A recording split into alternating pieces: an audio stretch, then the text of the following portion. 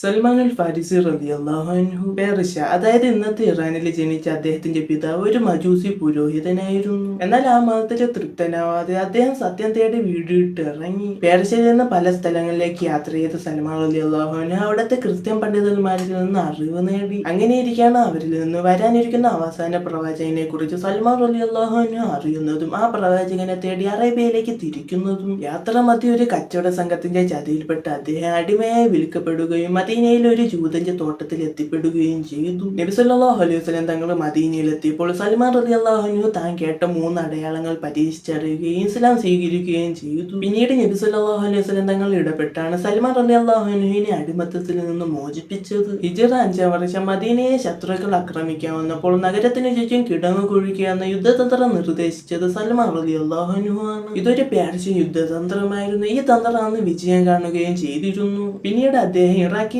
മദായ എന്ന സ്ഥലത്ത് ഗവർണറായി നിയമിതനാവുകയും ഒരു ലളിതമായ ജീവിതം നയിക്കുകയും ചെയ്തു.